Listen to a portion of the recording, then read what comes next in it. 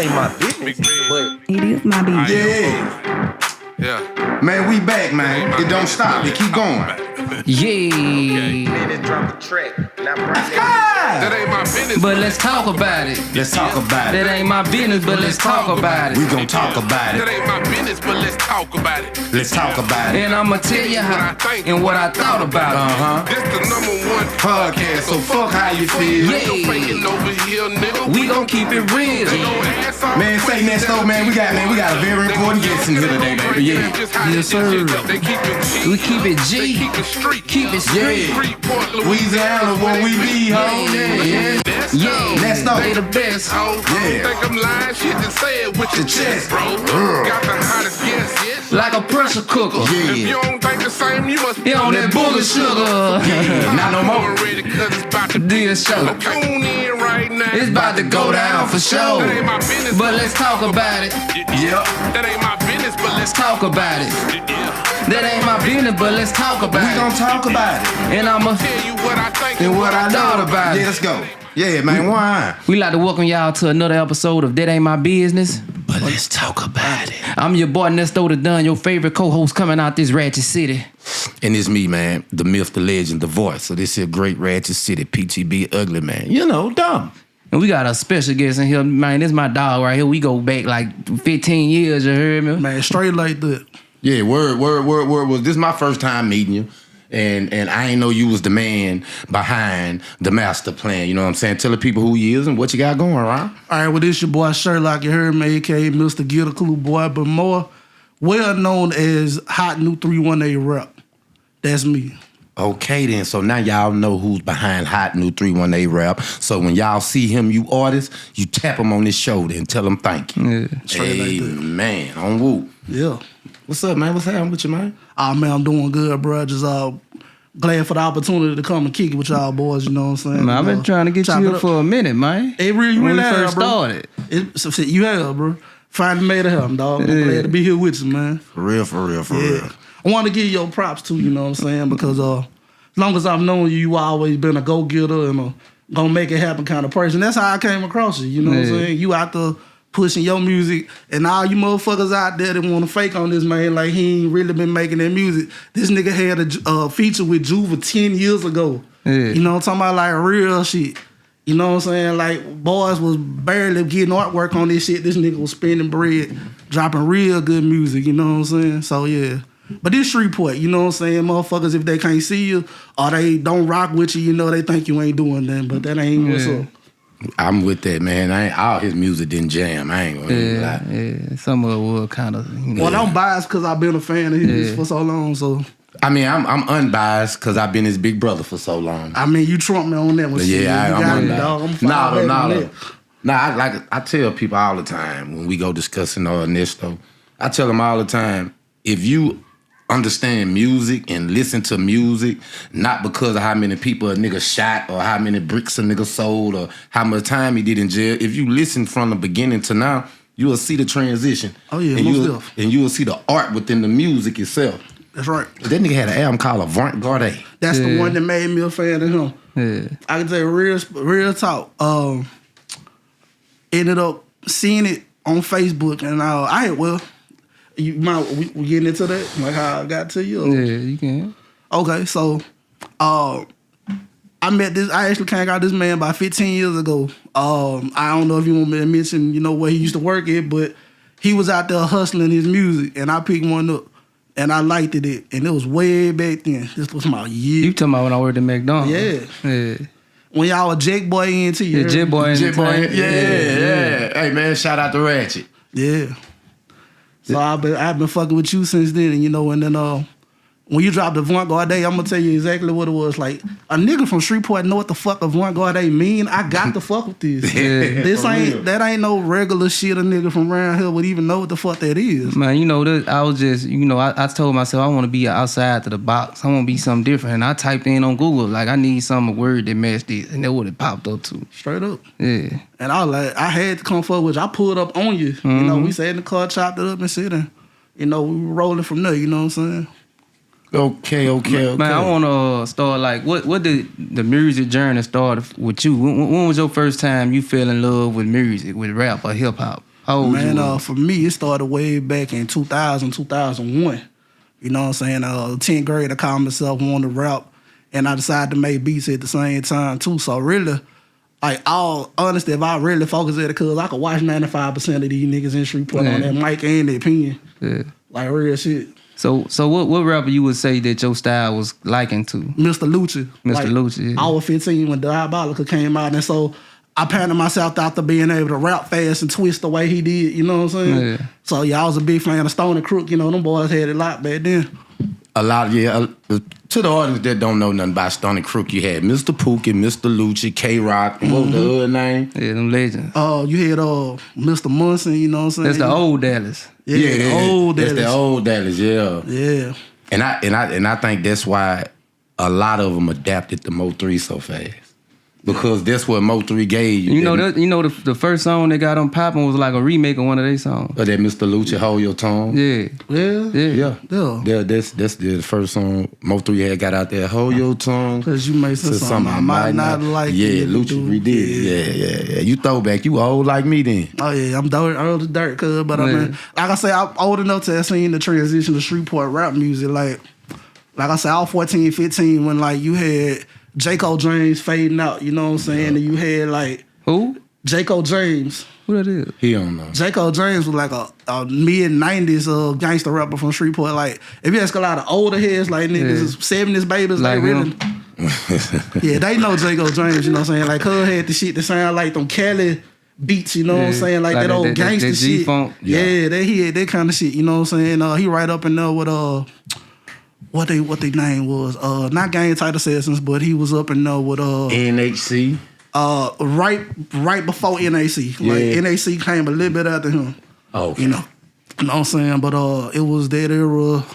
You had these boys, Trump 18, you know what I'm saying? I remember Trump 18. You know what I'm saying? Like all in that era right there. So I saw the end of that coming out, and then I saw when Lava House started really cracking, you know what I'm saying? Like, now shout out B-Mac too. Yeah. Rolling on my candy pain. I remember that. Yeah. So like I said, I was there to see that, you know what I'm saying? And see the transition into when Lava House started really taking off, you know what I'm saying? Matter of fact, I called Papa CD The Life That I Live. He handed it to me out the Lava House fan blocking through Layside. Yeah, out the van. Yeah, they handed that bitch to me. I remember being in middle school, and they had the computer labs. I remember going to lavahouse.com, and they had a website. Straight up.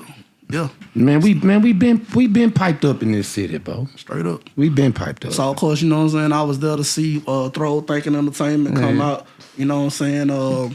Shout out to Wild Yellow, and all them boys, Junior Pimp, all them boys. Yeah. You know what I'm saying? I seen all that transition into, you know what I'm saying, when Street Fame came out, Banks and D. Yeah. You know what I'm saying? Shout out to Banks. Snapper Luciano, all them boys. I seen when that came in, you know what I'm saying? And, you know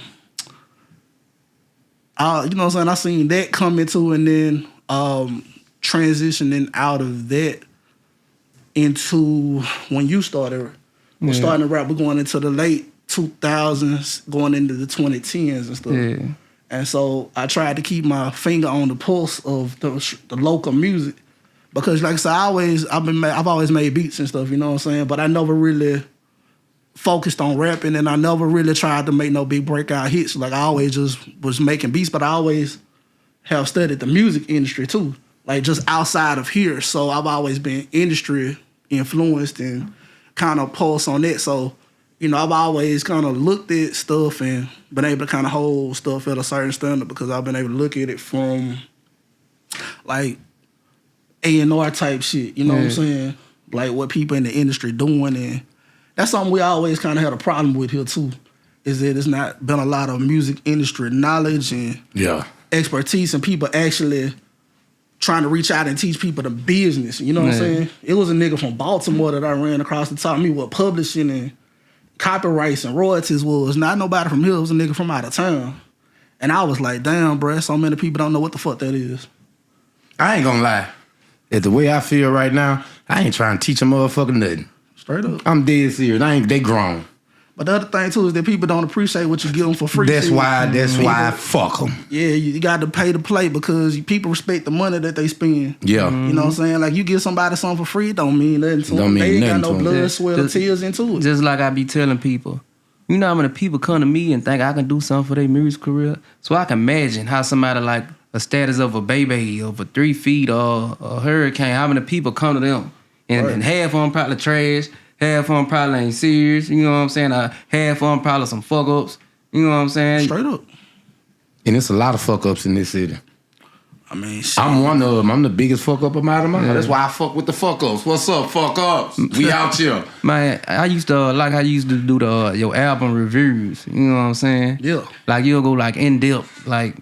Well, see, the thing about that was that, like I say, I'm 85, baby, you know what I'm saying? I'm finna turn 40 this year, so like I said, I done been through the whole era of the Source XXL, you know what I'm saying? I wanted to write for XXL I wanted to be the first Southern journalist that was signed to XXL, you know, writing, you know, for them and shit, you know what I'm saying? And I wanted to be able to give a Southern perspective on, because they always fucked over the South when they came on them, they did. On them album reviews, you know what I'm saying? Like, they used to try to really play niggas and shit, misspell nigga shit, you know what I'm saying? Like, you ain't even try to listen to it to hear what the nigga was really saying, you just saying Man, some you know shit. we country, man. Yeah. But they ain't even get an effort, you know what I'm saying? And then perspective, like, our music culture in the South, you know, is different from East Coast and West Coast, like, the things that we live through influence our culture, you know what I'm saying? Like land is plentiful down here, you know what I'm saying? Like you can get land and shit. You need a car to get around out of damn space. So the car culture, you know what I'm saying? Understanding how that plays into it.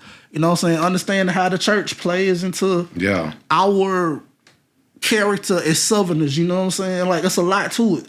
You know what I'm saying? Like, we close to the Gulf. You know, all the dope come through the South. You know what I'm saying? So understand the trap culture. Yeah. And how everybody had to get their dope from us. You know what I'm saying? So boys was really making money down here. But that all plays into the hip-hop culture here in the South. And, you know, they didn't really try to understand it just because they thought we was slow or some shit. You know what I'm saying? Nah, bitch, we'll outstack y'all in a goddamn day. You know what I'm saying? Go dollar for dollar if you want to do that with us. You know what I'm saying? And I was reading L.A. Reid book, and you know, he had orders from up north, orders from down south. He said the thing that he liked about his artists that he had down south, they didn't use no samples. Straight up. They made all these from scratch. Oh yeah, you know what I'm saying? Because we musically inclined here, the blues, you know what I'm saying? Soul, all of that. You know what I'm saying? You got niggas that can really play instruments and shit. You know what I'm saying? Like, you think about New Orleans, you know what I'm saying? You know how KLC got them, all that brass, that 5 brass, them hits and stuff? Man, you know, that's New Orleans second line shit. You know what I'm saying? You know, you're saying Pimp C with the organs, that's straight out the church. You know what I'm saying? Like, all that stuff, that's real musicianship. You know, and it made it soulful. You know what I'm saying? Like one of your bigger songs, you know what I'm saying? That Scarface freestyle, man. You can feel the soul in that music. It was just something about that beat, man. Like, cause I got like certain artists, I got a hold of them later on in life. Like Scarface, you know, I just went back and listened to, you know, all his songs and shit. So I'm like, man, well, let me see what the hype was about Scarface back then. So I go back and listen to it and like, I like, yeah, man, Scarface, he was spitting, man. You know what I'm saying? The song with him and that he ain't ever dead by the one with him and Ice Cube, classic. Oh yeah, like I say, Face really like top 5 dead or alive. You put the book again about it, you know what I'm saying? He one of Jay-Z favorite rappers, you know what I'm saying? Like that's a nigga that he patted himself after. So what that say, you know what I'm saying? Yeah. I'm going with Tupac. Hey, happy birthday, Tupac. Today is 54th birthday. Pac birthday. Y'all see how I slid that in there, didn't it? Straight man, shout out to Tupac, man. Shout out to Pac. For real. Yeah, man. You think Tupac dead? I mean, I know he did, you know what I'm saying? Rest in peace to him. I don't think he did. But I want to tell you something. He alive more in the legend of who he is more than anything else because people still coming up with conspiracy theories to this day. The nigga in Cuba, he a nigga that some nigga in up north that's supposed to be this rapper that's actually him and shit, you know what I'm saying? Nah, I listened closely to what his mama said. Yeah. His mama ain't never said my son dead. She said my son is away from here. Right. That's all she never said. Yeah, Tupac was dead. Energy can't be created or destroyed, only transferred. There you go. So who you think Tupac energy went into? I mean, well, I think he went into Lil Baby. Nah. I think it went into Lil Baby, dog. Well, let's look at this. When Tupac died in 1996, he created a vacuum in hip hop. Yeah. If you think about all the people that came out in 1997, they really came in the vacuum. And they kind of Tupac clone. DMX, Ja Rule. Ja Rule, absolutely.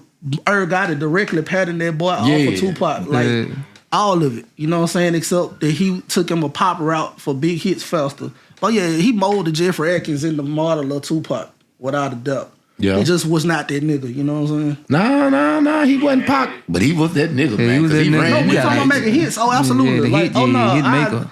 He upper echelon 2001. He crossed so Drake could walk.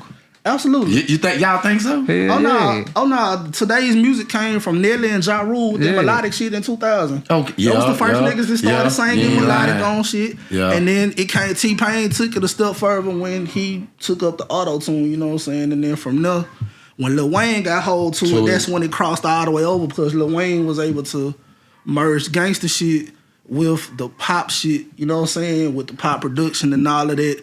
Plus, becoming, with his gang affiliation, you know what I'm saying, as a blood, all of that came together to transform the industry into the 2010s. Do you think Lil Wayne's use of auto-tune kind of hindered his skill as a rapper? Because the dependency of auto-tune and all the singing? Absolutely not, and I'm going to tell you why. Yeah. Because Lil Wayne or Lil Weezy, that little 11-year-old boy that Baby seen that day when they brought him to him and he realized he was the future of hip-hop, he had a solid foundation as a rapper. Lil Wayne could rap, you know what I'm saying? Now, true enough, when Gilly came to Cash Money in 2000, 2001, I don't think that Gilly wrote for him. I think that Lil Wayne, as a brilliant student, was able to shadow Gilly. He learned. Picked up. Yeah, he learned. Because, come on, we're going to keep it all the way gusto, man. Wayne did not sound like that before 2004. True. He could rap for sure. He made all, the club hits, but he was not... East Coast niggas was not checking for Lil Wayne to 04 when he started rapping with the punchlines and he started having that different production. The same time Manny Fresh was transitioning out of Cash Money, that kind of opened Lil Wayne to be able to rap over different kind of beats that opened him up to being able to rap different too. Well, I think he kind of took some from the Clip style too. I understand. I agree with that, and that's kind of why Pusha T threw a few shots at him, you know what I'm saying, on that shit. But Riding High remix, you know what I'm saying? He was talking about the Babes and trying to mini and all that shit. He was throwing slick outs at Wayne. So you know what I'm saying? How do you feel about the Carter 6? To me, the Carter 6 is bullshit. I'm gonna say it like this. I'm 39 years old, so I've been through all the Carters. You know what I'm saying? And so bullshit. The sound is nostalgic from having the production. From what I remember, terrible. What made me feel good almost 20 years ago, moving in 15 years ago. But it's not peak him. The sound is I would say like the production bullshit style and the format of it is classic Carter, but with him actually rapping is not peak Weezy F Baby. It's not Weezy F Baby, it's more Tunchi. Weezy F Baby 2004 to 2008, Carter 1, 2, 3. Yeah, the drought mixtapes, that nigga. Yeah, it's not him. You know what I compare it to? What my analogy is? This is his Jordan at the Wizards moment. That's real like, shit. He still can score 20 points, but he ain't getting no ring. That's real shit. I think he don't need to drop. Well, he sold his catalog, so he got to. But I don't think he need to drop no more. It'll tarnish his legacy. They're just like Brett Favre and Aaron Rodgers. I can dig that. Stop while you're ahead. I can dig that analogy. I think he need to be... Yeah, I think he need to pick his songs better. Keep dropping, but pick the best songs. Production. Actually. But Mac Man say he's not in control of the music side no more. Yeah, he over the sports side now. Okay, so that's he got a different team up over there now. So there's no A&R quality control like when Young Money, when Mac Man was with Young Money. Yeah. And remember, that's probably why him and Birdman was beefing at the time, because Birdman ain't just want to put anything out. Yeah. That's true. Yeah. Yeah. I think. Well, the song with Big X, The Plug, is about the only song on there. Pressure. That's about the only song. It's like a Big X song. It's like something Big X probably brought to him. Yeah, but that bit that pressure. He might need to get Big X to ghostwrite for him. Or something. Yeah, because that thing, that song with him and Big X, that thing pressure. I think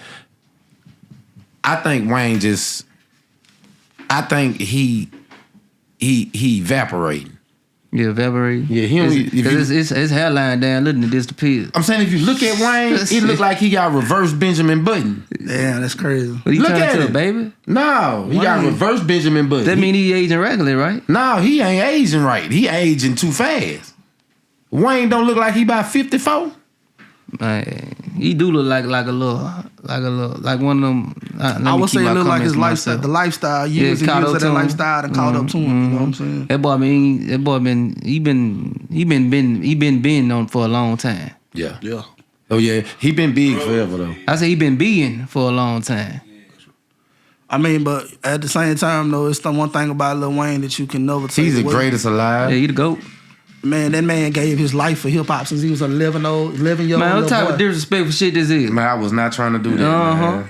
Nah, that man gave his life to hip hop. You know what I'm saying? Like, it ain't nothing else he could really do with his life. You know what I'm saying? That nigga picked the label up. You know what I'm saying? And carried it on his shoulders. Man, I don't know where Young L.A. at. Man, I ain't heard from him, fam. This man disrespectful. Man, you gonna do that on the podcast, man? My bad, bro. It's my peep in Atlanta. Oh no, it's all good, bro. Hey, your business, man. Yeah, man, all right. I'm finna hit you back. Man, yeah, tell Lakewood they tripping, man. All right. Now, Zaytoven trying to get in touch with him. We got somebody better. I'm just saying. You should have passed the phone to know. That was Zaytoven people. Zaytoven trying to get in touch with L.A. I ain't got his number no more. Tell him call Baby Savage. I do it once so. Shut up. Man, what you know about Baby Savage? Yeah. I know you know something about Baby Savage. You know, that's a very crucial, we were talking about earlier the eras of Shreveport, hip-hop and rap music. I'm gonna be real with y'all. I'm one of them people that, you know what I'm saying, just gonna call it like it. I used to clown the shit out of Baby Savage. Yeah. When these nigga had that orange Durango, it wasn't. I'm gonna tell you what it was. Baby Savage, from that time had a brilliant business mind. He should have been a label. He should have been QC in 2010, 2011 because he had the hustle. He had the vision. He did not have the music. He did not have the music talent. His music was trash, but he had the hustle blueprint was impeccable. Yeah. That nigga had niggas posted up at every gas station around. He ain't lying. You know what I'm saying? There's a particular local producer that I met at that time. And he told me a story about how Baby Savage tried to jank him because he used to take niggas on the tour bus, you know what I'm saying, and make them post up outside and sell their CDs outside and shit. And he used to tell them shit like, if you don't sell these CDs, you can't get back on the bus. This is hearsay. Yeah. That's motivation, make it clear. That is hearsay. That's just motivation. But you know what I'm saying? Niggas say he had a scuffle with Baby Savage and shit or whatnot. But anyway, back to that. That Baby Savage, we moving into the 2010s of hip hop. Now we moving into 40 Carat. Shout out to that boy Victor McGee, Cameron Rowland. That's who made that I'm a Jiggle Later beat. Yeah, shout out to them boys. Cause now we transitioning into the 2010s. You know, like you have that starting to. I also want to say we moving into that part when Papa started transitioning into. Solo artist, the superstar that he, the club star that he became. The king of the club. The king of the club. You know, when he did, and that was some real nigga shit for Webb and LaFette to hop on that Pure Man remix. Nah, they ain't hop on it to hop on. They kind of took that bitch. And it was rightfully theirs. Yeah. I mean, they showed him love to be a mixtape song for them to, to do that and not, handcuff him. Yeah, Papa said he ain't know nothing about that. He woke up and heard it like everybody else. Straight up. Yeah. That's what's up. Shout out to Mr. Bam Bam Bam. Yeah, man. So, that was, like I say, you was coming into the game, you know what I'm saying? 40 carats, you know what I'm saying? So moving into the 2010s and all that, it was starting to move toward I'm gonna say maybe 2010 to 2015, it was more local artists starting to pick up doing music. But I'm gonna say that transitionally, and I know y'all have y'all differences or whatnot, but when Zeal actually broke through with Working My Shoulders, that really transitioned it into the second half of the 2010s, and that's when I really started deciding that maybe I don't need to pursue music or being a star, like a producer, like on big time shit myself. Let me start trying to help build infrastructure for the up and coming artists. you know, for like how can I help them behind the scenes? Like I don't need to be in the front. Yeah. It's already enough people here that want to be stars. Too many Indians, not enough chiefs. No, too many chiefs, not enough Indians. I said that backwards. But anyway, you know what I'm saying? So I started thinking, how can I do this to help people? So I say shout out Am Brown because I started when Am Brown was dropping his G Nikes and mixtapes, you know what I'm saying? Dreadlocks and G Nikes. I used to buy 2 of everybody's CD. Like if you was a local artist and you had to have artwork, you had to have it, you know what I'm saying? Present a decent product. Like don't hand me no CD that you wrote a Sharpie on. So you weren't buying the Baby CD? No, but I got some interesting story about that too with the Baby. We're talking about Everybody got an interesting story with the Baby. Now this would be like 2008. You remember them kickdo.com mixtapes, you know, like, you know, all the, you know, the street mixtapes that was up. You know, they used to kickdoor.com invading every city, you know. He don't know nothing about that. He too one young. mixtape at a time. Like anyway, the Baby Lil Mike was on one of them CDs. Yeah. In 2008, he had this song, Somebody Better Call the Police Cause I'm Hot. Like, yeah, that, like somehow his song made it on one of them mixtapes, and I was like, damn, who is this dude, Lil Mike? You know what I'm saying? That probably when he was with Slick.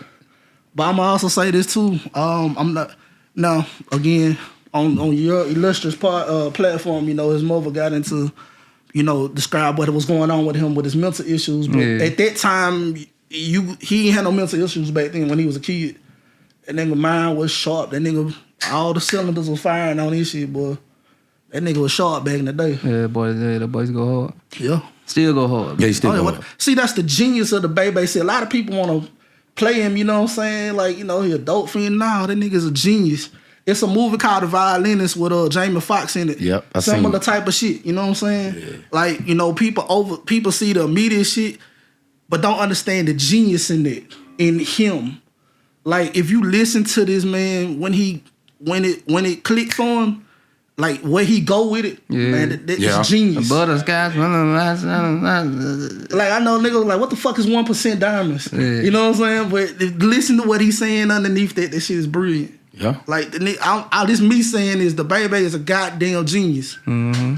Yeah, I believe you. He's a genius. Yeah, he a genius like a motherfucker. And he marketable. That's the other part too.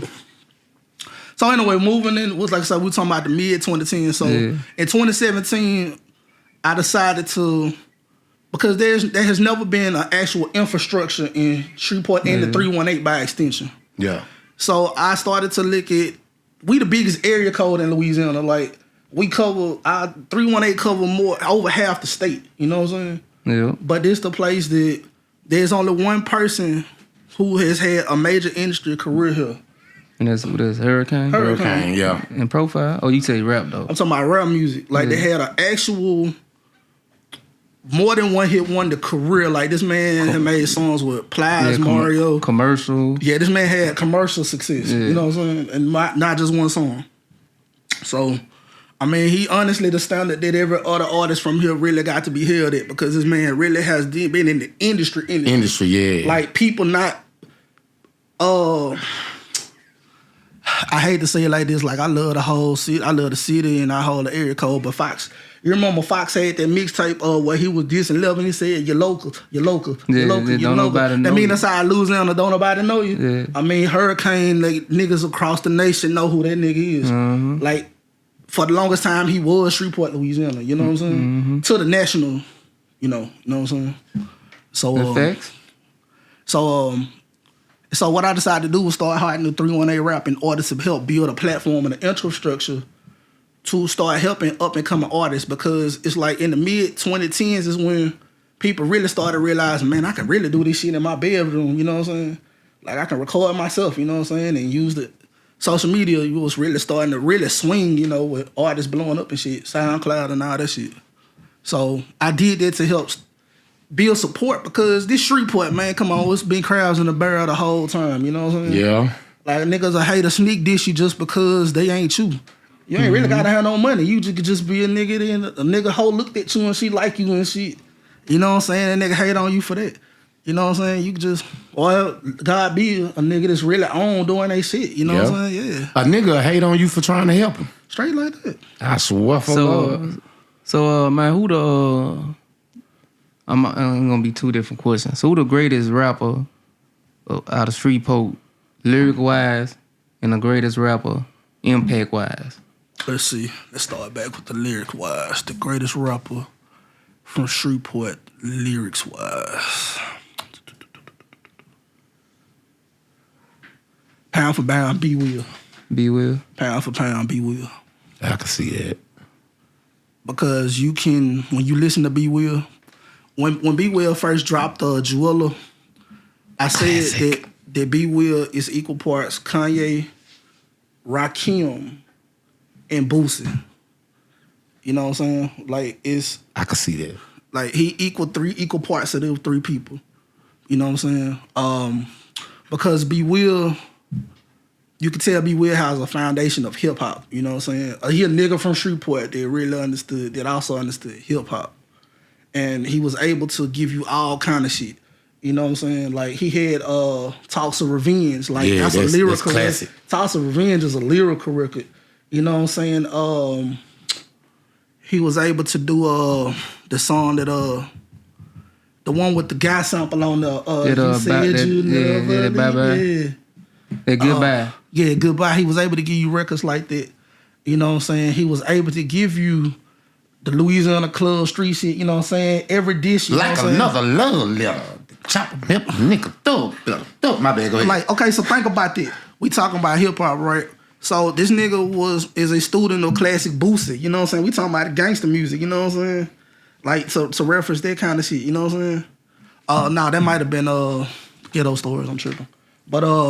But yeah, like I say, so pound for pound, I would say B Will is the most impactful lyrical rapper. But then I want to give a shout out to Capo LB too, because Capo LB really didn't get, well, shout out to Red Dollar Gang too, you know what I'm saying? But again, that was the mid 2010s when starting to emerge. I thought you were gonna say Bulletproof, man. Bulletproof, he definitely up there with it, you know what I'm saying? I will say this too, Bulletproof got forward than a lot of niggas here because he got on with Rap a lot and shit. Mm-hmm. You know what I'm saying? So I got to give him his props with that too. But I'm saying pound for pound because B Will probably got the farthest with it being that caliber of artist. Like talking about, you know. And what B I'm Will saying? knew how to make hit songs. Yeah, that too. But he also can give you Kendrick Lamar too. He can give you some Kendrick Lamar shit. And then he can give you that street shit too. Yeah. And he can give you the Playboy, Pretty Boy shit too, you know what I'm saying? Like he can give you all that shit. You ever heard the music him and Bullet had together? Actually, somehow I missed it. Might have to check that out. Off that Kendrick Lamar that Kill My Vibe beat? Nah, I gotta check that out. I'm gonna send you the link. Send me that, bro. I'm gonna send you the link, kid. Send me that. It's classic. So what about impact wise? Impact wise, I'm gonna make this two. I'm gonna split that into two. Number one is tracking back to Hurricane because of what he has done, like the career that he has had. Like this man was in Atlanta. This man was on BET with hit records. You know what I'm saying? Multiple hit records. You know what I'm saying? Nigga sold ringtones. You know what I'm saying? Like nigga even had a shoe. You know what I'm saying? Now ain't about what that shoe, man. It don't matter. He had it. Yeah, that's the he got a chick. Impact, and you know. That we just talking impact. Man, he got that because of my boy. My boy with 50 Cent, what his name is? He got my lad and my cousin, man. What my name is? Nah, he down here. He brought 50 Cent down here. Orville Hall? Yeah, Orville Hall got him that deal because Orville was over at Adidas. It don't fucking matter. He got it and he got a check. But I'm going to say when it comes to Shreveport, because we got to look at Hurricane nationally. Yeah. Hold him as an industry artist. But we talking about Shreveport, you know what I'm saying, from Cooper Road all the way to Cedar Grove, you know what I'm saying, from Stoner Hill all the way back to Pines Road, you know what I'm saying. We talking about the city. You know what I'm saying? If we're going to talk about the city, then without a doubt, we're going to go with Big Papa, you know what I'm saying? Yeah. Because Big Papa Papa is the people's champ. You know what I'm saying? Like hood to hood, block to block, Papa is the people's champ. Papa is the person that everybody will want to see make it. Absolutely. You want to know what's crazy? I seen him last night, and that's the same conversation me and him had. Yeah. About him being the people's champ. The one person that I really feel, though, in all honesty, the person I wanted to see on 106 and Park was Wild Yellow. Yeah. Wild Yellow's supposed to have been number one on 106 and Park for 15 weeks straight. Like dead ass shit. Cheat on your man, but I'm telling you, boy, that shit's supposed to be 106 in Park for #1 for 15 fucking weeks. What make you think? What make you think? What derailed that journey? For Yellow? Yeah. I mean, for #1 being real enough to take time away and live his life. Yeah. On his own terms, you know what I'm saying? While Yellow is probably one of the most influential, like the new generation definitely got a lot of respect for Wild Yellow, you know what I'm saying? Yeah.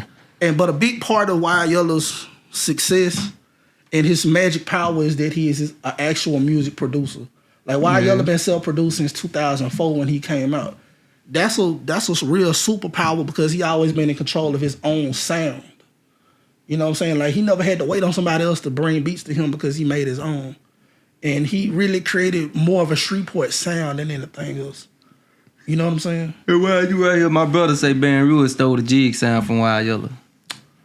I can't agree with that because you have to look at it in the time frame of what was happening. Go on school that nigga.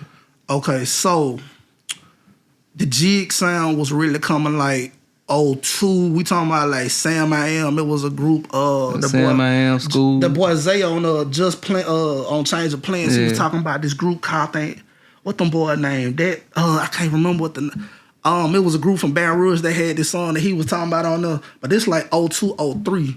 Wild Yellow them was like 04 cracking into 05. Cause Sam I Am was like 03. Like I remember when that jig shit really hit. Yeah. Like that sound, you know what I'm saying? Like that kind of shit. So we talking about a year or two off of it. Yeah. You know what I'm saying?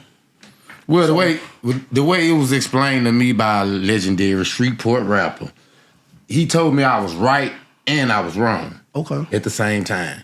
He said, you got it right. This is a fact that Boosie, Webby, Fox, all of them, Trill music changed once Trill did that album with Lava House. The sound of the music changed after that. He said, but the producers wasn't from Shreveport. That sound, the dudes are from Baton Rouge. That's true. They just came up here. Right. And he was like, he was like, you right. Like this is what they sound got known at. Then, but he said either way it go, you wrong because those guys are from Baton Rouge. Right. You see what I'm saying? Right. But he was like, after go back, Ghetto Stores, right? Yeah. Before Ghetto Stores, even some of Ghetto Stores, before Ghetto Stores. That sound, yeah, I'm with you. The music didn't sound like it sounded after they did that album with Lava House. But check this out. The whole sound changed. What I mean, we have to really keep Mouse in the loop of it because as a producer, you know what I'm saying? Like I've definitely kept tabs on how sound has changed. Like, okay, so maybe at the same time when they were doing it in 04 up here, when Lava House Click Clack Nation came over and did this. Mouse was making y'all ever heard Lil Cali first album, Long Live the Game? Yeah. It's them same kind of beats on Lil Cali first album, Long Live the Game. You know, they get your mind right, bitch boy. You know what I'm saying? He got them same kind of beats on there. And again, Mouse is one of the producers on that Click Clack Connection too. So keeping it in streamline with the fact that the sound was changing, but Mouse was already doing it with Trill Entertainment. Yeah. But to your point, you are right. Because Don't tell that man that. Because when Savage Life came out, it was more of that sound than anything else. Savage Life does sound different from Ghetto Stores for sure. But again, remember, Pimp C had a lot of hand in Ghetto Stores. Yeah. You know what I'm saying? And so Pimp C was already in jail by the time you start getting to ghetto gangster music and into Savage Life. Yeah, but it was the sound, the sound as a whole was changing anyway. The sound was changing everywhere. That's true. It was a transitioning moment for music, period. Not just, Shreveport, Baton Rouge. That's true, but those are the two major places. Like the state sound, and you know what I'm saying? And like, because New Orleans sound is New Orleans sound. That's like, right. They're just that. You know what I'm saying? Far as the rest of Louisiana, like, what were you? The Shreveport to Baton Rouge sound took over. And pretty much everywhere else that between I-10 and I-49, you know, took that sound. And, when we talking about that sound, it's really a crunk. It's like a hybrid of crunk and bounce. You know what I'm saying? Like that's what Mixed mouse. it. That's what mouse sound telling really people was. it's just like bounce music. It's just, But it was crunk, like with some gangster shit to it. Like if you think about the claps that Mouse was using back then, the 808, he had them bass keys in the, you know what I'm saying? Like, but he had that Louisiana, the bounce tempo in it, you know what I'm saying? He had sounds in there, you could hear some of the sound. Like, I could tell you for sure from a production standpoint, when he dropped Zoom and Wipe Me Down, that was a transition in his beats. Like his beats became more industry. You know, they was more underground Louisiana. 02, 03, 04, but when you get into 05, 06, 07, now he making mainstream hits, so you can tell the sounds he was using was different too. Yeah. I got 2 questions for you. What's that? What's the best beat to come up out of Shreveport? The best beat to come out of Shreveport. Let's think about that. We talking about a Shreveport producer? Or Well, a Shreveport song? Shreveport artist, you know, song. Shreveport artist song, but yeah. the best beats. Yeah. 'Cause I can't say it like that because Phone Dog ain't for Shreveport, but Yeah. that A beat something else, man. You listen to it, man. It really is. But Got a, like a techno, ratchet techno ass, huh? You're right. You're right. They put your hands on me. That's a class. That's a. I don't know. The Navajo made that beat. Nah, what the dude name is? Damn, I can't remember his name. Damn, what his name is? Shout out to Navajo 25 Entertainment. Yeah, that was a sample. But see, that's actually a remake of some old. She Strange. She Strange, yeah. Cameo. Yeah. That's, we talking about a beat coming out of here. I'm leaning toward one of Big B songs because Big B really. That's who really helped transition the big piece of the Shreveport sound to Trunk Killers for sure. Yeah. You know, them boys definitely helped transition. I'm saying the an sound. individual, just one beat, not a production house. One beat. one beat. I don't know that I'm feeling myself. Boy, that's a good one. Bro. Yeah. But if I got to pick something, Just do your 4. Because you can't pick one. I see. Okay, let's see. Why Yellow Clothes Caskets, boy, that beat crazy. Let's see. Big B, what's up? That Papa, what's up? Yeah, that beat to that, boy, That boom. Yeah. Boom. Yeah. Let's see.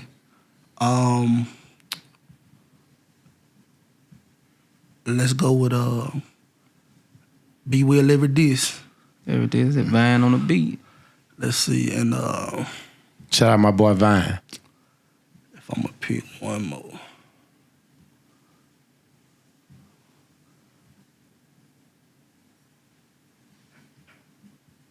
But what about this shoulder jerk beat? That was a good beat too. That was a good beat. Then now that Levi beat was pressure. Let's see. But I tell you what, I can't do with Working My Shoulders because that's a remake of a Bear Grylls beat. Or that Jigga Train. We need can't do originality. that. Yeah, we can't do that. But that Working My Shoulder beat is fire. Yeah, but that's a remake. It ain't. It's Okay. Jigga Train. Yeah, it's Jigga Train.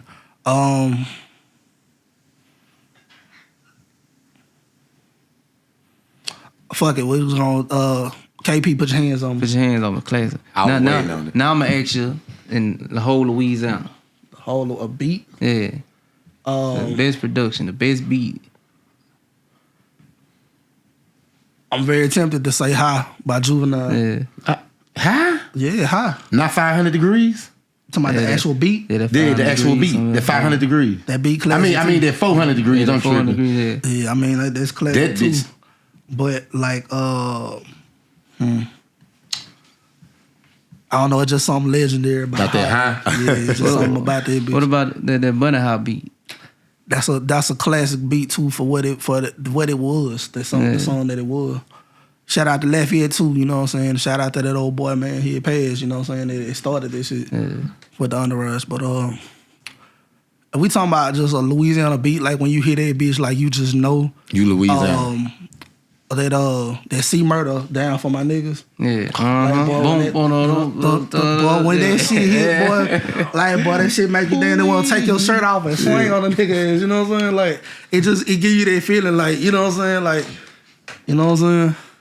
Who had the better beats, Cash Money or No Name? Cash Money, hands down, there's no argument. I don't know now. Hold on. Oh, no. Cash Money. Manny Fresh by himself with Beowulf and Funker Fingers, man. That nigga going head up against a whole fucking Beats by the Pound. And all them niggas was individual producers, but Manny Fresh was knocking out more quality beats across the board.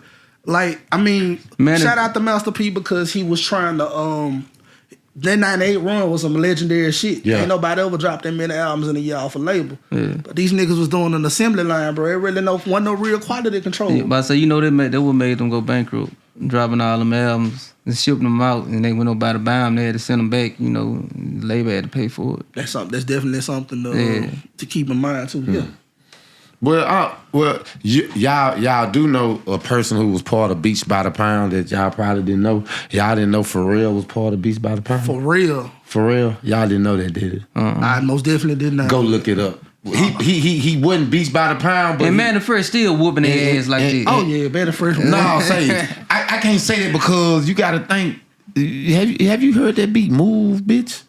Get out the way. That's KLC, yeah, for sure. Like that's like, come on, bro. It ain't no my night ain't gonna ride with me.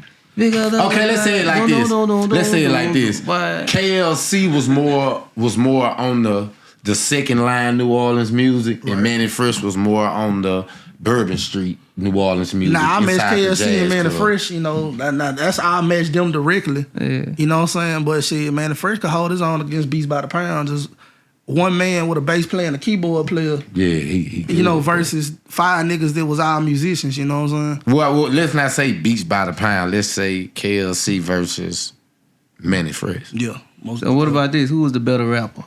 Birdman or Master P? He go with this hating on P again. Oh no, Birdman for sure. Yeah. How? I fronted my little Let me nigga. tell you 2 something. ounces of crack. Yeah, stop playing. Oh, Miss Gladys, boy. I'm gonna tell you something. It was me. It was his verse on "Hypnotized Cash Money" and his verse on "Millionaire Dreams" that did it for me. Yeah. Because of the nigga that was saying it. They were saying, and I just want to raise my 2 children. You know what I'm saying? Like the nigga was telling you.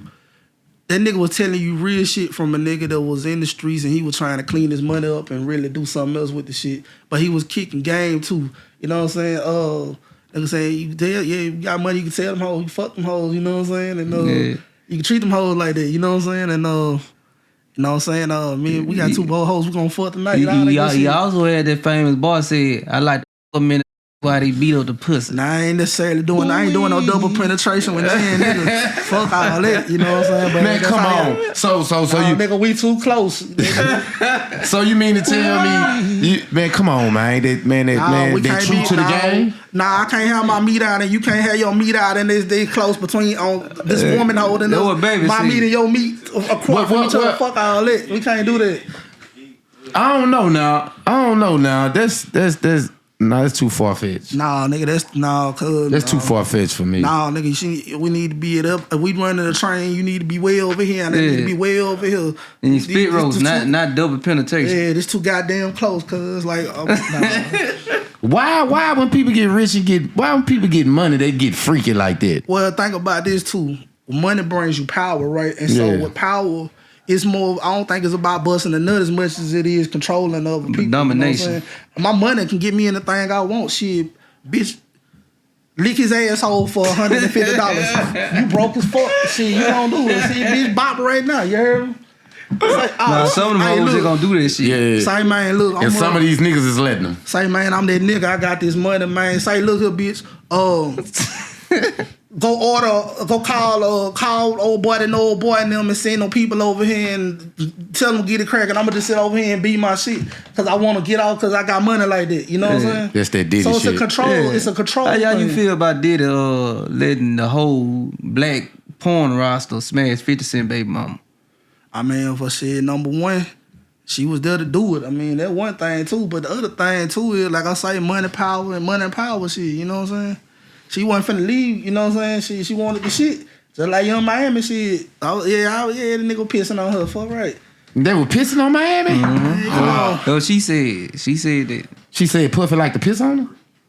She didn't say Puffy, but I'm assuming it was you Puffy. read between the lines, you know. Yeah. That bitch sick. I don't want to be fucking and smell piss. I guess she said she rather be pissed on than pissed off. I get it. Man, nigga, look, you give a bitch $200,000 a month for an allowance and see what she let you do. I don't think I want her to do is eat another pussy. I ain't got time for the other shit. I mean, you can get whatever you want. That's all I want. All I want you to do is eat another pussy while I hit you from the back. That other extra freaky shit, I ain't with all that. I just want her to cut my yard.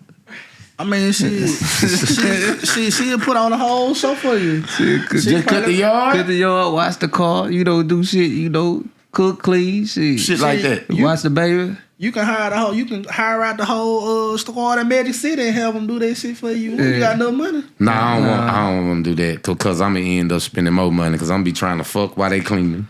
Bitch, I'm already paying you shit. It come part of the pocket. Nah, I'm going to try to pay them some more. I'm fucked up like that. So, and I want to ask you this. Who is your top 5 318 rappers? I ain't going to just say Shreveport 318 rappers. My top 5 318 rappers. Right now. Not of all time, but right now. Number 1, Hula Boy Nino. Hula Baby Nino. Yeah, you know what I'm saying? Like, bro, it's really the whole package, you know what I'm saying? Like, I told him, him and Fool For Real deserve to do an old school Gangsta Grills with DJ Drummer. Yeah. Like, Gangsta Grills used to mean something, back in the day. Yeah, them bitches meant something. Like, you know what I'm saying? Like, you had to be a certain kind of artist and you had to have a certain kind of talent skill and a certain kind of respect to do a Gangsta Grills, you know what I'm saying?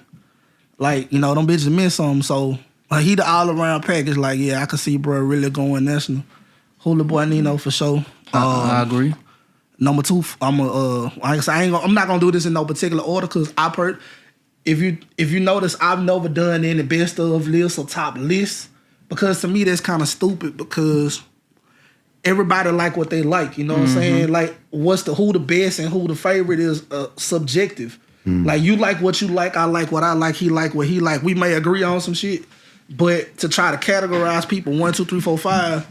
You never gonna get people to completely agree on the shit. So I mean, it's cool. Like, yeah, it's like so I feel like you have to. My bad, not to cut you off. I'm sorry, but I feel like you have to have objective criteria to hold somebody against. Like, where it's the same shit across the board that you can judge A, B, C, D, and E across the same shit. Yeah, you know what I'm saying? Numbers and facts, and then once you do that, then you can fairly say 1, 2, 3, 4, 5. If you hold everybody against the same shit.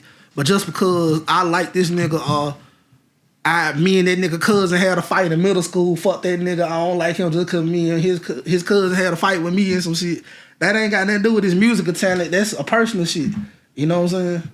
It could come down to some shit like that. But anyway, Hula Boy Nino, Fool For Real, Yellow Hefe. Let's see. We gonna go. You ain't being biased towards Yellow Hefe because it's your type. That's my type for sure. I mean, she is my type, but I'm talking about for sure. That's my type. I'm talking about pure actual talent. Like, she can rap. Like, I'll put money on her in a cipher. She can rap. Like if they were doing like a little sci-fi side, BET with some females and some shit. Oh yeah, I throw 500 a stack on her. You know what I'm saying? To do her shit. Yeah, like she gonna smash. She gonna rip the hoes up. You know what I'm saying? You know what I'm saying? But that's 3. Let's see who else. Let's see, we talking about current rappers too. I like I'm gonna put the baby in up purely for who he is and what he does. Yeah. You know what I'm saying? And I'm gonna say number 5. Shout out to that boy Lil Jam. Lil Jam. Yeah, Lil Jam from Monroe. I'm gonna have to look him up. Yeah, bro starting to Cause see me, the more and more I listen to this boy Doo-Wop Dog, I'm becoming more and more and bigger a fan. He don't rap about nothing but spinning, but that some gun could rap his ass off, bro. The little dude Doo-Wop from the Cooper Road. Yeah. Man, that young nigga, man, when I'm talking, I be listening to him, and I just turn to a gangster for no apparent reason. Yeah. Because you got some rappers who could rap, then you got some rappers who could actually rap. Right. Like, no matter what, like Hula Baby Nino, like Nino, no matter what the fuck Nino rap about, it sound good. Oh yeah, absolutely. That little dude Doo-Wop, I'm telling you, bro, no, I don't give a damn what that little dude rap about, it's gonna sound good because he makes stepping sound so damn good. Oh, absolutely. It's his mannerism and his flow pattern. Like, this little dude rap his ass off. Yeah. And like, cause I was only listening to one song, and I said, nah, let me just listen to the little dude. Cause I thought Lil Man was that when it came to rap. Cause Lil Man rap his ass off. SOD Lil Man, that little dude, he go. Yeah. But I've been listening, cause what I try to do is, cause me, I'm not biased. I don't give a fuck who had beef with who, no, none of that shit. I'm a music head, I love music. Straight up. So I said, well, the new wave of Shreveport music, I said, let me go back and listen to what captivated these little dudes. Because BBG and SOD BBG, that shit moved like a tidal wave. Yeah, it Like, absolutely did. Yeah, when I say, and I'm like, yo, and then it moved to Monroe. It moved to the outskirts, them little dudes. And I'm like, well, let me start listening. You know what I'm saying? God bless the dead, we didn't get enough from Kobe. You know what I'm saying? Like, we didn't get enough, because I think, like, far as his swag, really, and his boss mentality, young as he was, it was going to take him to reach some heights like a motherfucker. I agree. I definitely agree. He had it. But far as, like, pure, I listen to Bank. I've been trying to get into Bankroll. You know what I'm saying? I'm listening to him now. But that little dude, doo-wop. Yeah. Because my favorite rapper from the 318 is Trizzy. I don't know if you heard of BL Trizzy? Hold on. He's not from Shreveport. He from Ringo. That's it. Yeah. He good too. Pound for pound, you put a nigga in the studio with him, he gonna make you. He gonna. You don't elevate when you in the studio with him. He gonna smoke you. I don't care who you is. Yeah. How good your pad, whatever. He gonna smoke you in the studio because he understand music. Straight up. And not just that, he got the tone, and he been penitentiary his whole life, so you know he got a vote. Yeah. He got a vocab. But that little dude, doo-wop, if when he get out of jail, if he stay out of trouble and get the right support system, Yeah. to get him to realize not fuck your niggas, but fuck the gang life. If he gets somebody in his corner like that and take him away from here, that little dude, doo-wop, is gonna be the biggest thing in the South. Cause right now, to me, biggest thing in the South is Ratchet Low. Absolutely. Biggest thing in the South. Absolutely. You can take his, like, he like Hula Baby. You can take his mood to Trail Ride. Yeah. And they gonna pop. Did you say the last one? I never did get to say the last Yeah, he said dude from Monroe. I did, but I actually want to bring it back to Shreveport because I definitely want to say Who you said from Monroe? Lil Jam. Yeah. Yeah, he the last year or so he been really up and bubbling, starting to make moves and shit. He just did a song with Mister. But like I said, he been building this shit the past year or so. But the one last lyrical person, I have to say Ratchet Life. Yeah. And the thing about it is that Ratchet Life was one of the few people that understood how to make a lyrical club song. Like, and what I mean by that is that Punchline? yeah, That nigga punchline's crazy. Punchlines up to a club song. Like, you can vibe in the club to what he doing, but he also saying some smooth, sleek shit. You know what I'm saying? Yeah. Like, the nigga had it. You know what I'm saying? So rest in peace to him for sure. You know what I'm saying? And one other thing too. You know what I'm saying? It's like like I said, I'm finna be 40, so I really don't. One thing, if you ever pay attention to HotNew318Rap, I don't indulge in none of the he say, she say, beef and back forth, because the whole thing is about positivity and support. Like, I don't know who all the YNs who beefing with who. I don't know all the street shit with Me neither. That's why you know I just what I'm saying? listen So I to the post music. everybody's shit. Yeah. You know what I'm saying? I'm unbiased when it come to that. You know what I'm saying? Like, I don't know who beefing with who and who had this going on and whatnot. You know what I'm saying? Like, so it's all about the music. Yeah. That's why don't nobody really know me or have seen my face. You don't see me out there on social media campaigning like because it's not about me. It's about the 318 artist community. You know what I'm saying? It's not for me to, you know what I'm saying, like, be hogging. I'm not, you know how I should not had this shit off the source and shit. The video yeah, they trying to be in I ain't been all in the videos and shit. Yeah. I ain't gonna lie, you kind of look like you shit. kind of made me a little mad one day, man. Wow. You chose the voice box over my artist. Now I want my artist in somebody's video I did or something. I don't know who video that was. The Christmas, the baby. Yeah, the baby Christmas video. You gonna choose the voice box over? You know how much work I put into that the baby video, man. Oh, fam, yeah, the storyline and everything. These niggas doing a mic drop. You know what I'm saying? And Word. I'm gonna be honest with you. I went back and looked at it again. Yeah, I probably should have gave you some more consideration. Yeah. So I'm gonna acknowledge that. You know what I'm saying? That should have gave you a better look on it. I'm saying, nigga, I had that was very good. That was very good. A very good cinematic effort. I got that was a good cinematic. It was fun as hell too. Oh, yeah. At the beginning, yeah. But I nigga, I specifically choose certain people to go on there. You know what I'm saying? Yeah. On the voice box because it be, man. I'm like, what's your Instagram? Then you had like about 5 voice box videos too. It was just one. You could have gave me one of them. Yeah. But I'm gonna be honest with you.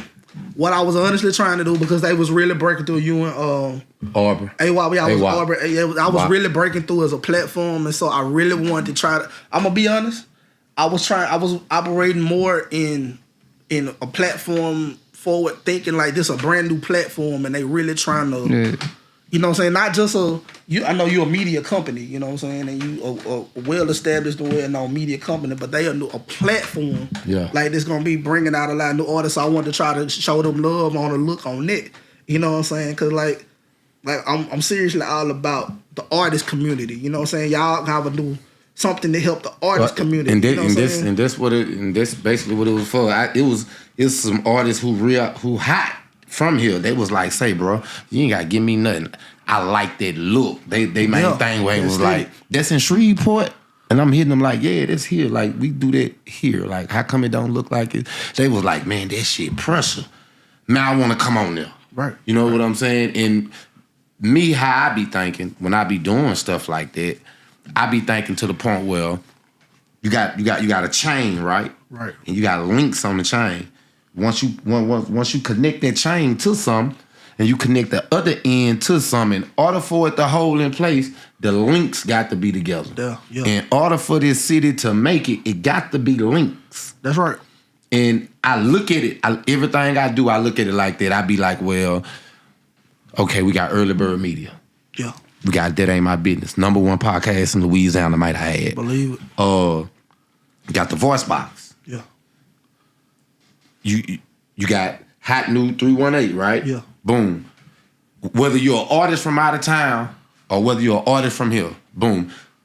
There go everything lined up right there. Right. You could really hit a circuit on everything on the cool if you weren't playing it ahead of time. You see what I'm saying? Like they got to come through Tulsa. Everybody been jumping on the come through Tulsa shit, you know what I'm saying? The rap economic shit, you know what I'm saying? All that shit. But yeah, I'm just be honest, man. I'm tired of these mic drop videos. Me as a creative, you know what I'm saying? And I wholeheartedly agree with you on that because again, like I say, I'm old, you know what I'm saying? What made Hype Williams and Dr. Lil X, what made them fish out videos so cool was that the shit was new. It was refreshing, you know what I'm saying? Ludacris, and you could tell Ludacris and Busta Rhymes and shit used to sit down and actually write out some shit, some creative shit. Like niggas was halfway remaking movies and shit. You know what I'm saying? Then they music videos, you know what I'm saying? Mm-hmm. Like it was creativity. You know what I'm saying? So I feel like that was really, you know what I'm saying? Now as a music video, I get it. Like the mic drop, but it's also getting old. No, I'm tired of this music video mostly. Yeah, that's what I'm saying. Like before, it's like if it's a platform and you got the mic in the middle of it, in that instant, I think it's more about the music than the mic drop. Before it's a music video, hell yeah. You know what I'm saying? I think I should hang upside down at the Texas Street Bridge. Like 50 Cent? Like 50 and do a video, and then they should start copying me doing that. Give me a hand clap. I ain't gonna lie, that would be very, very, very creative. I don't see you pull it off. That would be very creative, very, very daring. You saying over the Red River? Hell nah, Bombscatter Heights. I ain't going up that far. Fuck wrong with him. Nigga, I'm talking about on the edge of like a little part, like up under the bridge part, and I'm just doing sit-ups, and you filming me with the drone and shit. Yeah. Classic. Yeah. But see, that's creativity. That's you thinking outside the box for something new. Yeah, and trying to get some new pussy. It's a trend. I get what you're saying because it's a trend. Everybody want to do the popular trend of content and not try to think of something new. You know what I'm saying? Word. Cause that mic drop, this like about 3 years old now, ain't it? Yeah, I've been seeing it's this new platform where they got the people in the car. They driving in the car and shit. And that, you know, I'm what I'm saying? tired They of it like in already, the front seat leaning back and shit. They had Ron Isley. Yeah, called Ride with something. Yeah, some shit like that. But it's something new. Yeah, I'm getting tired of it too, though. Already, it just started. I don't know. So I mean, but the game is definitely a little bit missing creativity for a long a time. long time. You know what I'm saying? Yeah. So I mean, but you got another thing too is that you got people that do music more for clout and popularity more than the love of the art. Yeah. Itself, You know, to where it means something to them to put out a piece of work that'll stand the test of time. Like Juella, as a project, that's a body of work. Yeah. You know what I'm saying? That shit gonna last the test of time. You know what I'm saying? It's like it's a cultural piece. Yeah. Even the name of it itself, you know. Juella. Like just like I say, motherfuckers hate on you, but hood life too. That's a goddamn body of work, boy. I'm telling you. Yeah. That bitch class. Front to back, boy. You really did that shit. That bitch class. I like You know what I'm saying? Hood Life one better myself. Oh, you I on feel too? you. That's because I was involved with that one. You was Nah. on. You was on too. I was. You weren't involved in no damn hood like. I was involved in Hood Life one, bitch. Every video, every Oh yeah, you was in the videos and stuff. everywhere you All went, in bitch. the back of the videos. And shit. All in the videos, two-stepping. For me, hood life too. Mm-hmm. It feels more cohesive because I think a lot of it is the fact that you had as the primary producer, so it kind of helped you form a core sound. But the songs on there feel a little bit more ambitious. Mm-hmm. You know what I'm saying? Like you had Gas Tank Full. You know what I'm saying? Them bands.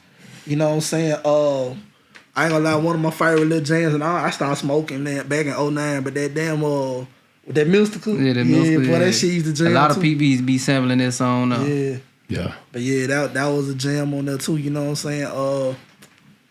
Like I said, I know you threw your boy Brock on there from the jailhouse freestyle, Yeah. you know what I'm saying? You That was heard some me? real nigga shit. Free Brock. You know what I'm saying? But then like I say, for me, what really showed me that you know that you had 3 songs for the girls all in consecutive. Toward the end of the album, you had 3 songs in consecutive order. And I was like, you know what, this nigga on to something. With that Unusual, you know what I'm saying? Let Me Light Your Fire and The one with Nisha D. yeah, you know what I'm saying? But that showed me that you was really thinking, that's why I say ambitious, more bigger songs. Like you was thinking outside, you was thinking almost on the radio. You know what I'm saying? Like some shit they could pick up, you know, on radio and shit. So, you know what I'm saying? Like I say, man, y'all can hate on this man all you want, man. They really They sure be hating. this the thing about it is that you gotta understand that the man formerly known as Who the Hood, who became Ernesto S.A., always had a different vision for his music than your average Shreveport rapper. Like this man really should have been on MMG. You know what I'm saying? Like you really would have fit on the roster with Wale and Peel and Meek Mill and them because you really made that caliber of music. Like you had different beat choices.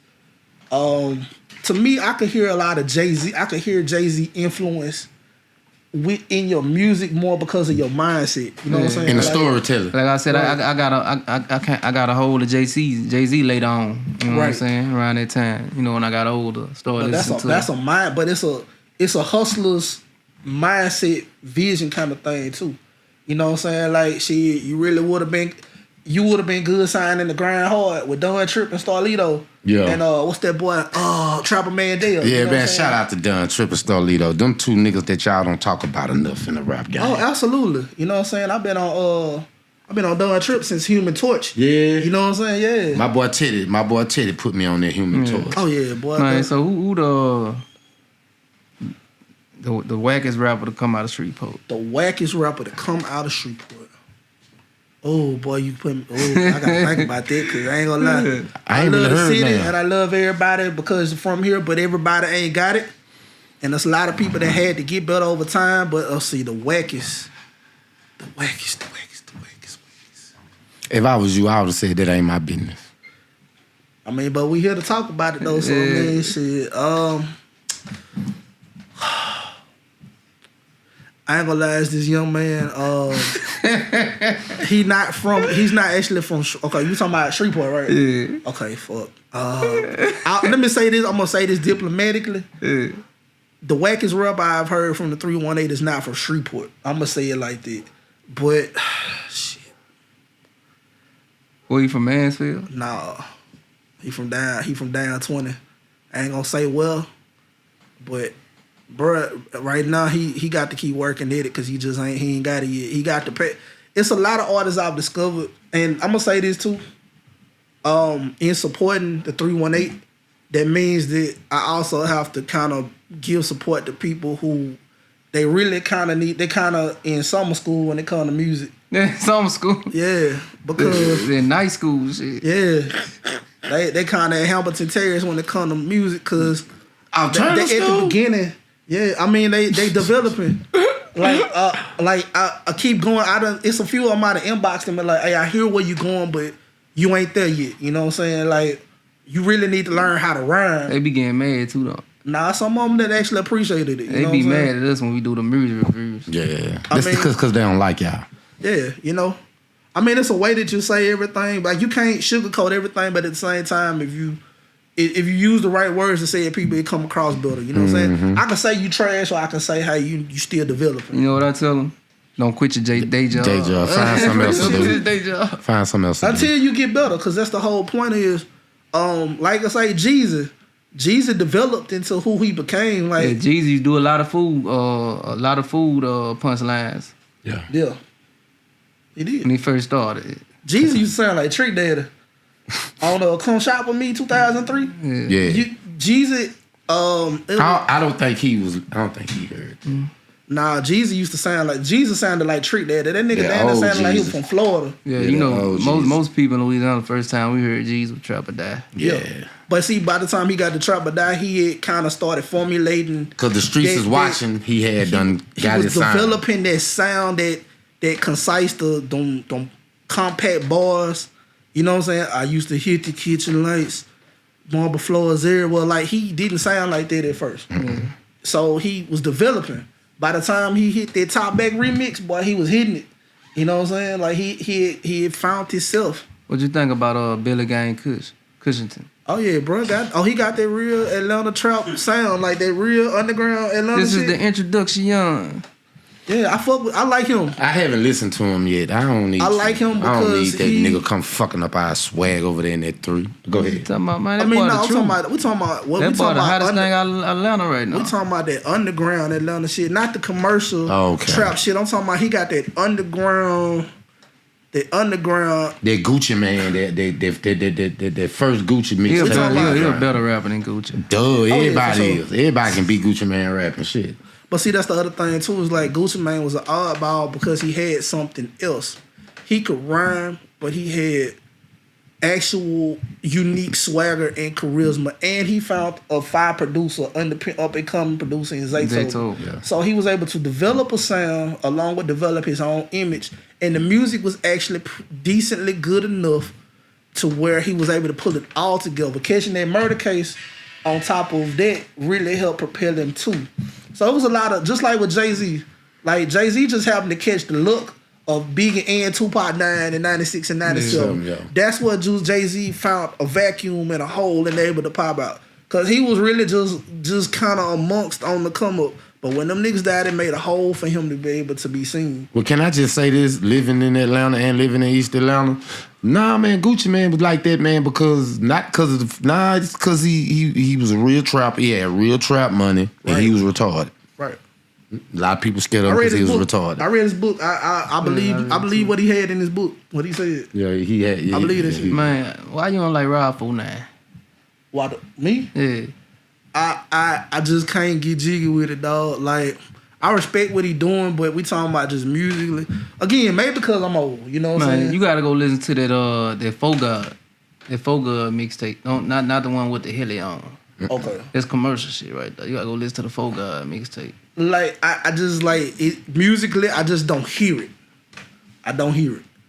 I think maybe I can understand some of the popularity more than I think it's more so popularity with him. His musical chops, you know what I'm saying? Like, if we talking about that era, when we talking about younger New Orleans rappers like BTY Young, and definitely rest in peace to the owner. Like that. Now that's the kind of shit they call my ear. Like, oh yeah, like this little young nigga. What's the other nigga name? He used to be with No Limit. The nigga that ended up on the tattoo shit.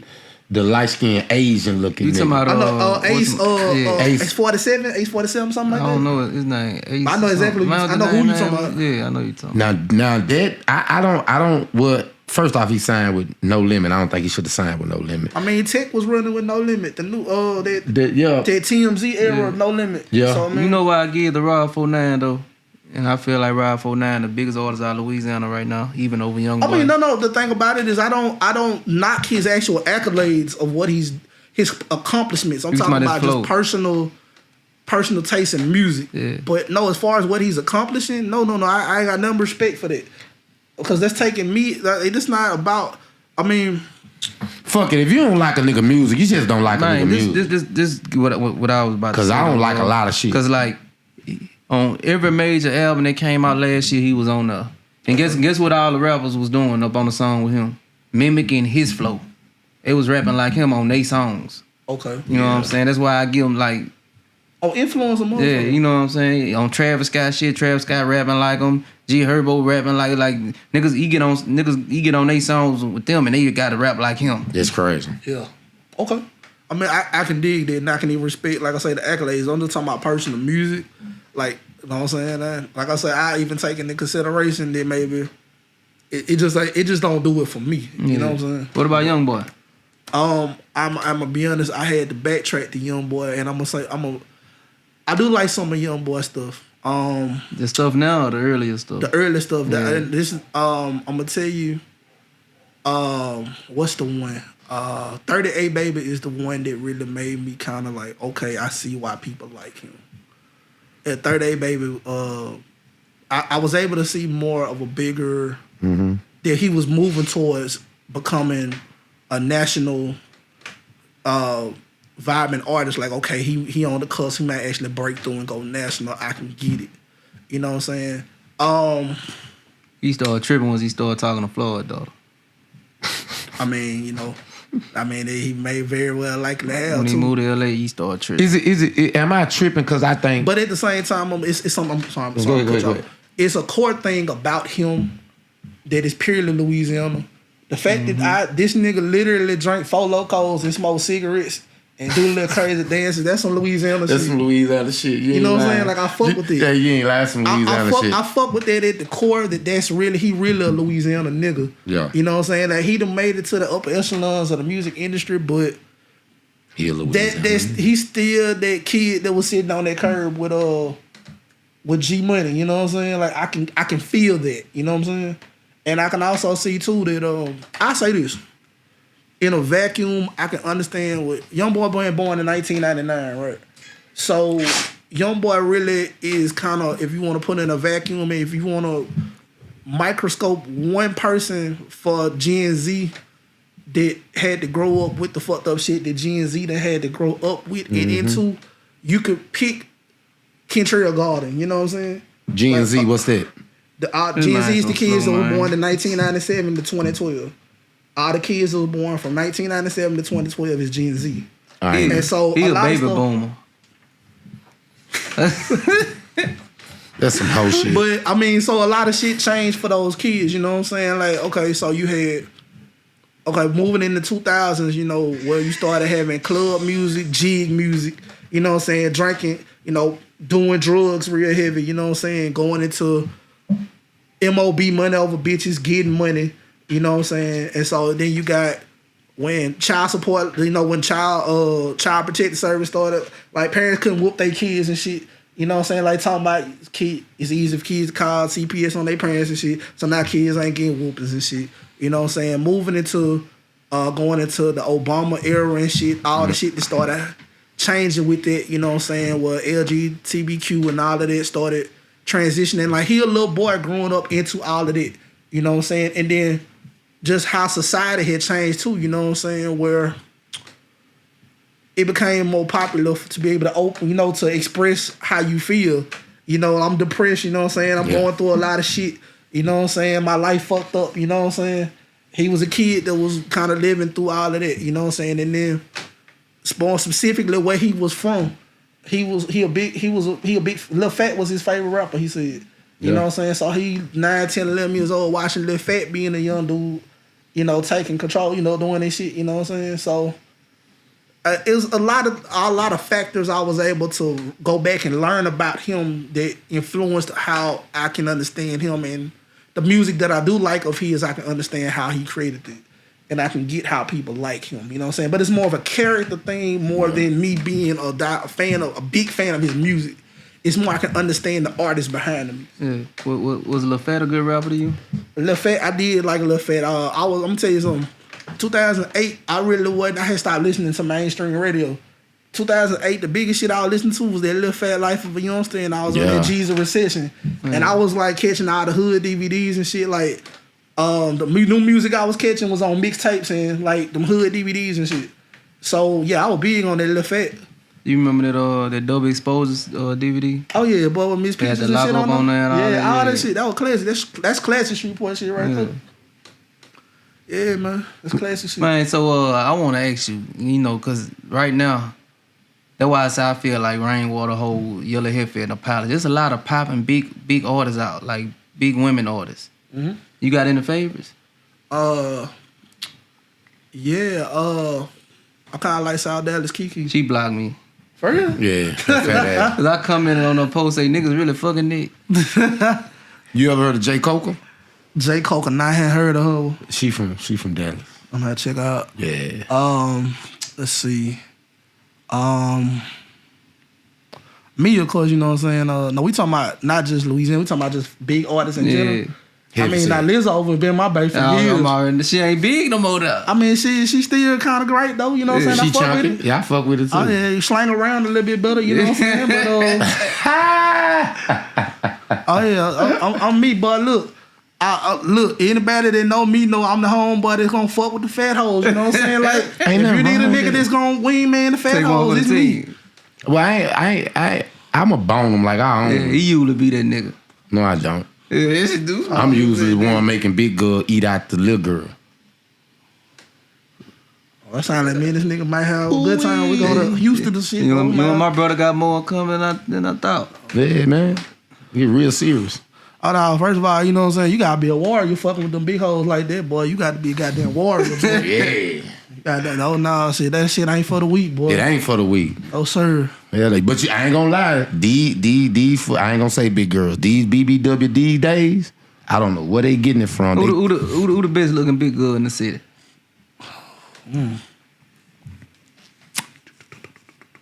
Tina B.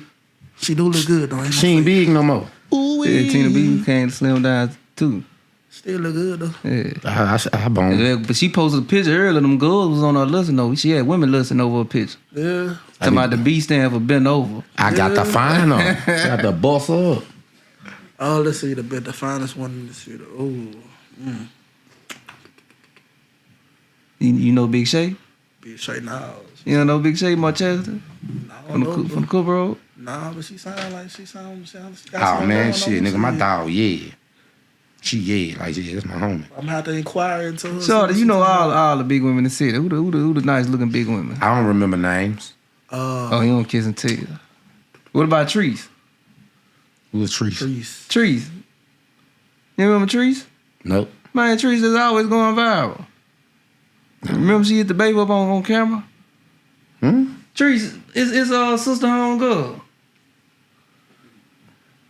Man, you remember she was at the Halloween party? Bent over? Was I there? Yeah, Tree Halloween party. You remember Tree was viral, man? Yeah, I know what you're talking about. Yeah. Yeah, Bruce. Yeah. Bruce. I don't think Bruce knows. She did though. Oh, you talking about with Shurlokke dancing on? I dance on end up. Oh, you talking about that big girl on the ground, Shurlokke behind? No, not that. No, not at the pool party. Oh, that's cool, boy. Halloween party. I ain't go there. I was looking at my messenger for some big girls. I ain't dating a big girl in a minute. Scroll through here. See, Yeah, let's go straight to this. Matter of fact, man, look back here. You don't know nobody back there. Did you ever pop up in Coco? Me, yeah, I came through Coco's a few times. I caught man, rest in peace, that boy Pat, man. I used to work with that boy. Yeah, white boy. Yeah, that nigga was cool as hell, man. Oh shit. You talk my motherfucker out. We full of them beans, be up all night talking. Recipe white boy. Ooh-wee. Let's see. A lot of them girls are strippers. You ain't had nobody up there? Nah, I ain't nobody up And my brother collection. No, not really. He had everything up there about 3 different people and no men. there. Yeah. Yeah, everything up. It's minus about 3 people in head. I ain't had nothing like that, boy. I ain't gonna lie, boy. I did catch that boy. Coco, that was a time to be alive, though, boy. Yeah. Was it? The young people just ain't gonna never understand, boy. That shit was that was an atmosphere, boy. Jab said it was designed that way. Damn near every time I went in Coco's, I ran into somebody I knew. A nigga was trying to pass me the blunt on the stairs going up and shit. They got pills and shit. Like, boy, that was a time, boy. You lucky you don't know none of my friends. They would have been trying to pass you that bag. They trying to pass you that bag, man. Say, man. The third floor was a trip too, man. Ooh, what? Oh, boy. Ooh. I done had some sex up in that club. So what was the first club you went to down here? First club that I went to down here. Well, the first club I went to was down in Alexandria. That's when I started going to the club. But then when I was up, when I turned 21, 22, it was Coco's for sure. But like I say, by that time, you was at the old Coco. Wow. Nah, I was at the Coco, the warehouse Coco's. It was Coco's, GG's. Oh yeah, okay, yeah. Warehouse, that era of it. I was going to the club in like the 2010s, you know. So you ain't never go to Voodoo? Nah, I ain't know his Voodoo. Ooh, boy, phase 2? Nah, I ain't go Ooh, to now Voodoo's was a time, boy. Voodoo? Everybody in Voodoo is on drugs. Don't nobody in This Voodoo. man keep talking about drugs. But I'm just saying, nobody went in Voodoo's Sober? that didn't do drugs. Yeah. In the club, it was small downstairs. It was small upstairs. But that mother, ooh, Lord. That where they came over with all the pill music. I was in Pangeria a little bit. Yeah. I went to Chicago a couple times. I miss Pangeria. Yeah, Pangeria. Now see, that's real holding wild up. But say, Pangeria hold his own. Yeah. You ain't never go to the hot spot? Nah, I ain't go to the hospital. I was in the hot spot with the kids. Nah, I ain't go to the player club. That was fanboy. You ever been to H&H? Oh yeah, I went to H&H a couple times. See what I'm saying? Yeah, you right there in the mix. What about Tuckers? Nah, that was Tuckers was a little before my time. Nah, I was Tucker going to 2000? Tuckers. Yeah, I was going to Tuckers. 9,000? I probably say I started going into the club probably like 08, 09, like talking Tuckers, about. but Tuckers was booming then. Yeah, but I ain't never go to Tuckers. You ain't never go to Tuckers? Oh, okay. I don't know. I'm saying I'm gonna be honest with you, I probably had more action out of Josh than anything, cause I was Josh Lyon? yeah, boy, catching them cougars and shit, man. Hey, Bruce, we in Josh tonight? No. Why? Y'all trying to speak in code or something. I mean, we really are. I can't go to club same outfit on. Man, yeah, y'all surely dress alike. How we dress alike? He got on black and white. I got on gray and Put black. on that What is mirror. wrong with these Put got that niggas? mirror on. Where y'all get them short sets from? Got them for Father's Day. Damn, at least, man, I wish somebody loved me. They must buy me some designer. Free. They love him. Yeah, man, they love it. Say, man, Ant Banks, just how good is he? Man, honestly, I feel like if Ed Banks had better opportunities to get outside of here, that he really, Ed Banks was really had that Drake to him before Drake actually was able to sing a rap. I compare him more to Zero than anybody though. I give him Nate. Nate Dogg. Hey dog, But Nate Dogg, the originator. I give him Nate. You wanna know why? nobody does it better. I give him Nate because if you listen to Zero music, it all sounds Like Nate. exactly the same. Now, when I say Zero, I mean that Banks was kind of on that you know, fighting his way through depression type shit way back then too. Seems like I'm living to die. You know what I'm saying? All that type of shit. But I Trying to get my grind. You know what I'm saying? All Yeah. that kind of shit. You know what I'm saying? Okay, well, All that shit. I can get it. I can get You it. know what I'm saying? He was on that shit way back then. You know what I'm saying? He definitely a street legend. I though, say you he know could. what I say he just couldn't stay out of jail. That's a big thing for him too. Because the legend of him being in jail almost overshadowed when he was out actually producing music. You know what I'm saying? He got some new shit coming though, boy. Pressure. Oh yeah. He got some new shit coming. Pressure. I just think that's one of the biggest misses to come out of Shreveport. I definitely feel that too. For real. You know what I'm saying? But the other thing too is that like I say, when he was with Street Fame, he did have the backing of you know Snapper and you know like that actual structure and the actual studio and all that kind of shit. You know what I'm saying? But like, you know, I feel like he just needed maybe a little bit more support, you know, with like the structure, you know what I'm saying, in order to keep him making music, or even if he had the kind of output like Gucci Mane had, where he had music on deck while he was in he was in jail, new music that could have kept dropping, you know what I'm saying, so it wasn't gaps in his output, you know what I'm saying. But I'm gonna tell you though, that goddamn Hard But Fast, Sad But True, hey man, that's motherfucking classic, man. Yeah, you know what I'm saying? Like that's when it all came together for him right then, you know what I'm saying? Like he had Big B, you know, hitting them the Beach Black Boy ENT, you know what I'm saying? Yeah. Shout out to them, you know what I'm saying? But I think Jonathan was managing him at that time too. Yeah. So he had all the structure to produce something good, you know what I'm saying? They got him the feature with B Will, they called it, you know what I'm saying? If you ain't a high boy, then what do you call it? I was there when he recorded that verse in Sunset at D Brooks' house. I was over there when he recorded that verse. Oh boy, yeah, you know, if you go, yeah, you know. Yeah. Just say it like that, you know. Yeah, man. But man, I appreciate you for joining us, man. Yeah, boy. I just learned a lot all day. You know what I'm saying? We'll be here all day talking. But we gotta get you to come back again, man. Oh yeah, most definitely, man. I appreciate the look, man. For everybody out there, if you want to keep up with what the hottest and latest in 318 Rap music, follow on Instagram, HotNew318Rap. You'll see the logo with the Louisiana state and the HotNew318 Rap in there. Everything operates through Instagram. It does feed over to Facebook, but everything pop on Instagram. You heard it, man. HotNew318 Rap. Say, let me tell y'all something, baby.